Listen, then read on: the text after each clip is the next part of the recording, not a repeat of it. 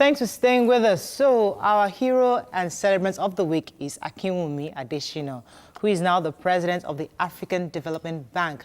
In his 56 years history, to be re-elected by 100% votes of all its shareholders.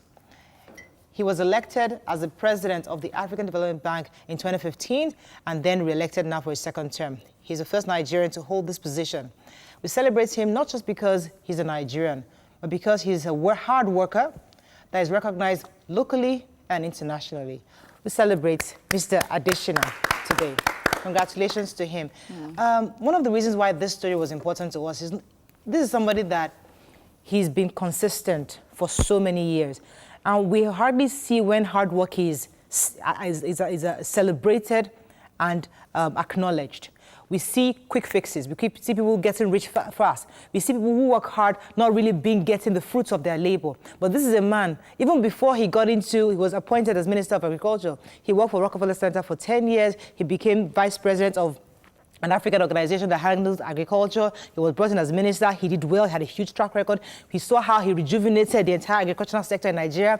And even our president, who is from a different party of his former boss, brought him on also and nominated him as the president of African Development Bank. So for us, that is consistency. That's somebody who is being recognized for work, not connection. And I thought it was worth celebrating. Yes, YK? What I think interested me about him is that he attended a village school. He's from Oyo State and he attended a village school, not any highbrow.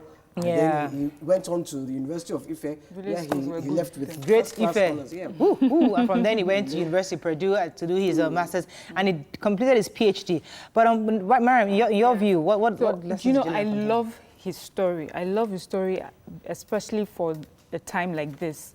You know, a lot of people would say to you, when you're a certain way, which is you follow due process, you do the right thing. It's like, no, you need to know people, you need to cut corners. And you see it constantly in your face that people who sort of cut corners, who know someone that knows someone that can fix something that, you know, sort of make it and are celebrated. And people who are honest, hardworking, always seem to get, you know, just forgotten and pushed aside. But this is a man who, his competence, his hard work, his honesty was also tested. So having done the first term, people decided to also investigate him. Imagine if they investigated and this kind of the sad story and the shame we would have been talking about today. What's even more interesting about this investigation is that when the United States investigates you, there's a possibility they already have intelligence against what you're doing. So for the fact that they investigated, brought in an independent body to investigate, and everything, you totally were exonerated from the allegations. That in itself shows a man who has integrity,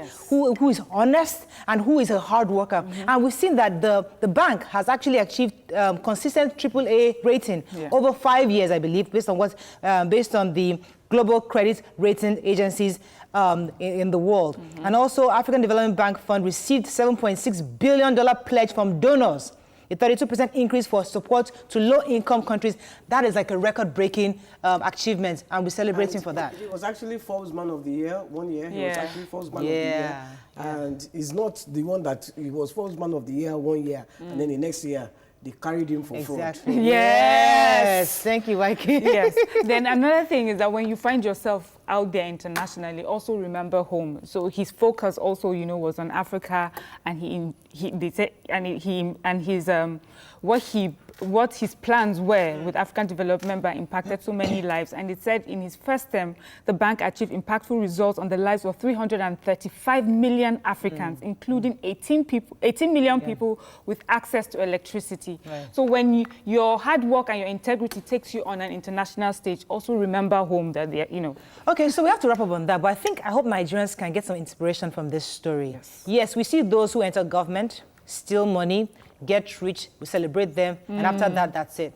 This man has gone into government. Who celebrate them? I don't celebrate them. I'm talking about Nigerians. So Nigerians celebrate them. Now, this is a man who has gone into government. He has worked, and because of his work is speaking for him. He got nominated. He became president globally.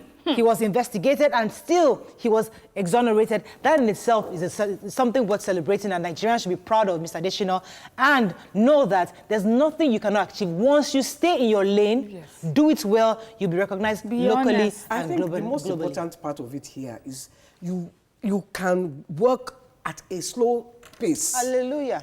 and still achieve your goals. There is no harder, look, there is no quick fixes. quick fixes. Yeah. Thank you.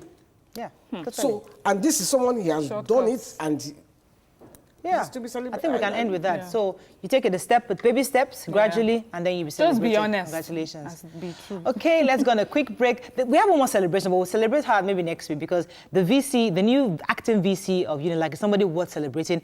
We are trying to give her that.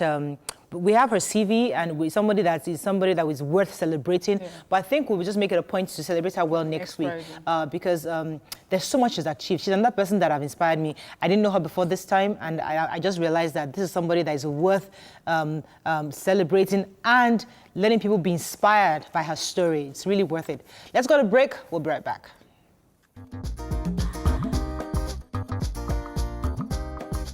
Stay tuned. Your view will be right